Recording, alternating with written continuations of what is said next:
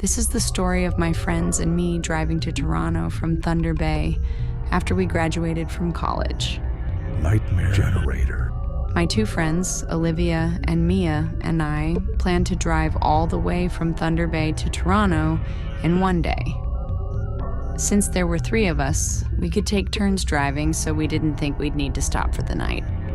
However, things took a turn when it started raining, and we got a flat tire. We managed to replace it with a spare, but we didn't feel safe driving all the way to Toronto with just that. It was late and too dark to find a store for a new tire, so we decided to look for a place to stay. We found a small motel in a rural area and hurried inside. The parking lot was full of trucks, likely from drivers stopping for the night due to the bad weather. At the reception, the clerk told us that there were no vacant rooms. Desperate, we asked again if there was really no place for us to stay. Our phones had no signal to search for another motel, and we weren't even sure where we were. That's when Mia noticed an empty room in the corner, one with cleaning supplies in it. She asked if we could stay there. The receptionist looked startled and asked, "You mean room 104? Mia shrugged and said, "I guess." The receptionist's face went pale. "No, you can't stay in that room. We never let anyone stay in there." She seemed genuinely frightened.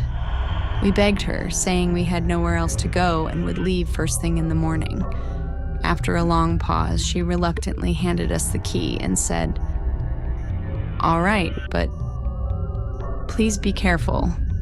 She didn't even charge us, which we found strange, but we were too exhausted to think much of it.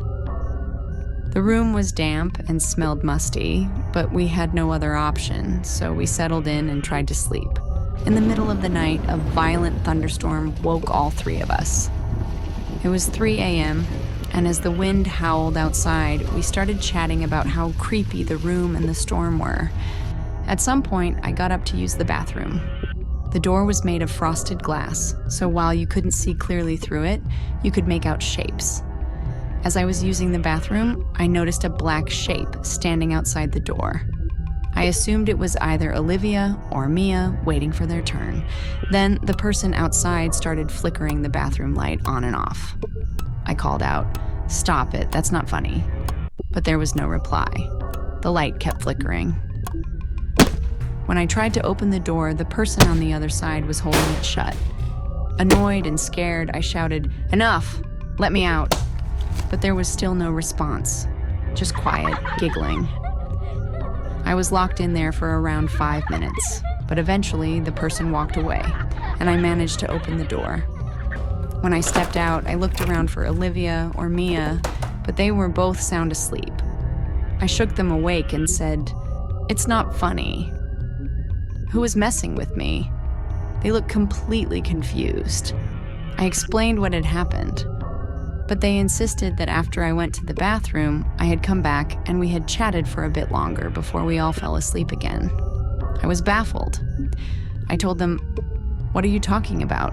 I was just in the bathroom for a few minutes." I checked my phone and it was already 6 a.m. I still can't explain what happened that night. We packed up immediately and left the motel, and since then, we've never talked about that night again.